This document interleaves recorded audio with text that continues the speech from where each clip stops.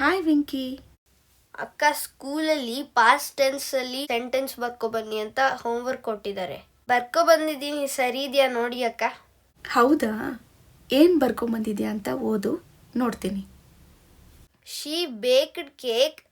My mother walked from the market. He laughed at me. They divided their shares. We called her. ಎಲ್ಲ ಕರೆಕ್ಟಾಗಿ ಬರ್ತಿದ್ಯಾ, ಆದರೆ ಇಡಿ ಇರುವ past tense ಎಲ್ಲ ತಪ್ಪಾಗಿ pronounce ಮಾಡ್ತಾ ಇದೆಯಾ. ಇಡಿ ಎಡ್ ಅಂತ ಸೌಂಡ್ ಮಾಡುತ್ತೆ ಅಲ್ವಾ ಅಕ್ಕ? ಅಕ್ಕ RED ರೆಡ್, BED ಬೆಡ್ ಅಲ್ವಾ? ಕರೆಕ್ಟು, ನೀನು ಹೇಳ್ತಾ ಇರೋದು. ಇಡಿ ಎಡ್ ಅಂತಲೇ ಸೌಂಡ್ ಮಾಡುತ್ತೆ. RED ರೆಡ್, BED ಬೆಡ್ ಕರೆಕ್ಟಾಗೇ ಇದೆ. ಆದರೆ ಇಡಿ ಪಾಸ್ಟ್ ಟೆನ್ಸಲ್ಲಿ ಎಡ್ ಅಂತ ಸೌಂಡ್ ಮಾಡಲ್ಲ. ಇಡಿ ಬೇರೆ 3 ರೀತಿಯಲ್ಲಿ ಸೌಂಡ್ ಮಾಡುತ್ತೆ. ಅದು ಹೇಗೆ ಅನ್ನೋದನ್ನು ನಾನೀಗ ನಿಮಗೆ ಹೇಳ್ಕೊಡ್ತೀನಿ. Suffix ED has 3 sounds. ಅಂದರೆ ಪಾಸ್ಟ್ ಟೆನ್ಸಲ್ಲಿ ಇಡಿ ಬಂದಾಗ ಇಡಿ 3 ರೀತಿ ಸೌಂಡ್ ಮಾಡುತ್ತೆ. ಇಡಿ ಇಡ್ ಅಂತ ಸೌಂಡ್ ಮಾಡುತ್ತೆ, ಇಡಿ ಡ್ ಅಂತ ಸೌಂಡ್ ಮಾಡುತ್ತೆ, ಇಡಿ ಟ್ ಅಂತ ಸಮ್ಟೈಮ್ಸ್ ಸೌಂಡ್ ಮಾಡುತ್ತೆ. ಯಾವ ಸಂದರ್ಭದಲ್ಲಿ ಆ ರೀತಿ ಸೌಂಡ್ ಮಾಡುತ್ತೆ ಅನ್ನೋದನ್ನು ನಾವಿವಾಗ ಡೀಟೇಲ್ ಆಗಿ ತಿಳ್ಕೊಳ್ಳೋಣ. ಇಡಿ ಹ್ಯಾಸ್ ಇಡ್. ಇಡಿ ಇಡ್ ಅಂತ ಯಾವಾಗ ಸೌಂಡ್ ಮಾಡುತ್ತೆ ಅಂತ ಈಗ ನೋಡೋಣ. If the word has TRD before ED, then ED pronounce as ID id. ಅಂದರೆ ಯಾವ ಒಂದು ಪದದಲ್ಲಿ ಇಡಿಯ ಹಿಂದಿನ ಅಕ್ಷರ ಟಿ ಅಥವಾ ಡಿ ಇದ್ದರೆ ಇಡಿ ಇಡ್ ಅಂತ ಸೌಂಡ್ ಮಾಡುತ್ತೆ.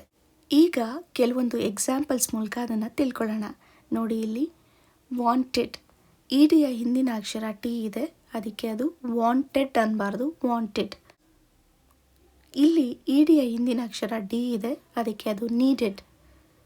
ಹಾಗೆ ಇಡಿಯ ಹಿಂದಿನ ಅಕ್ಷರ ಟಿ ಇದೆ, accepted, decided, counted,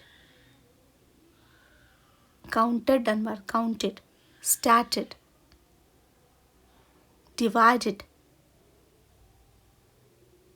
visited, flooded. ED has D. ED ಯಾವಾಗ ಡ್ ಅಂತ ಸೌಂಡ್ ಮಾಡುತ್ತೆ ಅಂದರೆ if the word has L, N, R, G, V, S, W, Y, Z before ED, then ED pronounce as D.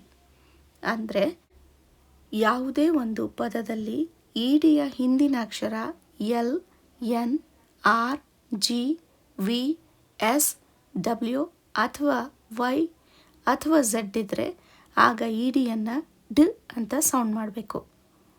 ಅದಕ್ಕೆ ಈಗ some ಎಕ್ಸಾಂಪಲ್ಸ್ನ ನಾವು ನೋಡೋಣ. ಇಲ್ಲಿ ಇಡಿಯ ಹಿಂದಿನ ಅಕ್ಷರ L ಇದೆ, ಹಾಗಾಗಿ ಇಡಿಯನ್ನು ಡ್ ಅಂತ ಸೌಂಡ್ ಮಾಡಬೇಕು. ಕಾಲ್ಡ್, ಕಾಲ್ಡ್ ಅನ್ನಬಾರ್ದು, ಕಾಲ್ಡ್. ಹಾಗೆ ಕ್ಲೀನ್ಡ್, ಆಫರ್ಡ್, ಇಡಿಯ ಹಿಂದಿನ ಅಕ್ಷರ ಎಸ್ ಇದೆ, ಯೂಸ್ಡ್.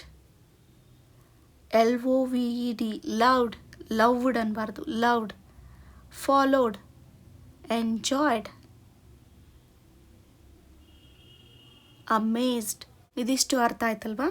ಈಗ ಇಡಿ ಅಂತ ಯಾವಾಗ ಸೌಂಡ್ ಮಾಡುತ್ತೆ ಅಂತ ನೋಡೋಣ.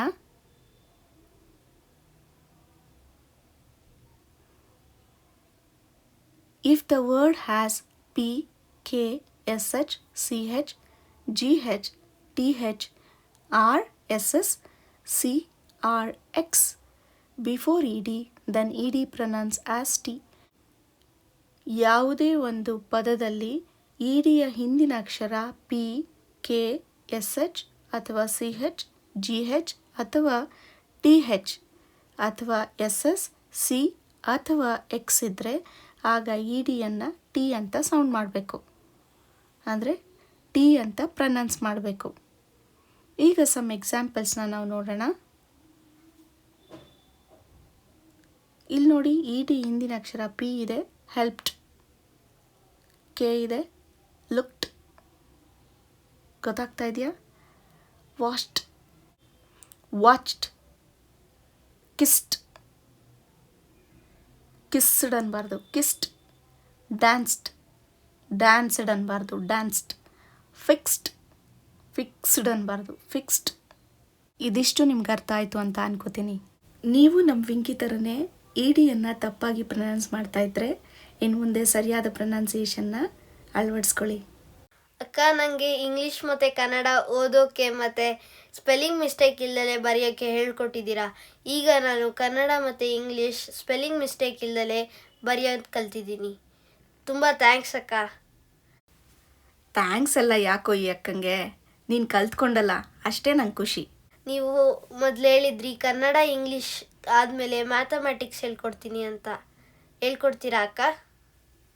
ಓ ಹೌದಲ್ವಾ, ನಾನು ನಿನಗೆ ಕನ್ನಡ ಬರೆಯೋಕೆ ಓದೋಕ್ಕೆ ಕಲಿಸಾದ್ಮೇಲೆ ಇಂಗ್ಲೀಷ್ ಹೇಳ್ಕೊಡ್ತೀನಿ ಅಂದೆ, ಆಮೇಲೆ ಮ್ಯಾಥಮೆಟಿಕ್ಸ್ ಹೇಳ್ಕೊಡ್ತೀನಿ ಅಂತ ಹೇಳಿದ್ದೆ ಅಲ್ವಾ. ಆಯಿತು ಬಿಡು, ನಾಳೆಯಿಂದ ನಾನು ಮ್ಯಾಥ್ಸ್ ಹೇಳ್ಕೊಡ್ತೀನಿ. ರೆಗ್ಯುಲರ್ ಆಗಿ ಇದಕ್ಕೆ ಹೇಗೆ ಇಂಟ್ರೆಸ್ಟ್ ಇಟ್ಟು ಕೇಳಿಸ್ಕೊಂಡು ಹಾಗೆ ಅದನ್ನು ಕಲಿಬೇಕು. ಆಯಿತು ಅಕ್ಕ. ಈ ವಿಡಿಯೋ ನಿಮ್ಗೆ ಇಷ್ಟ ಆಗಿದ್ರೆ ಲೈಕ್ ಮಾಡಿ, ಅಗತ್ಯ ಇರೋರಿಗೆ ಶೇರ್ ಮಾಡಿ, ಹಾಗೆ ಸಬ್ಸ್ಕ್ರೈಬ್ ಮಾಡೋದನ್ನ ಮರಿಬೇಡಿ.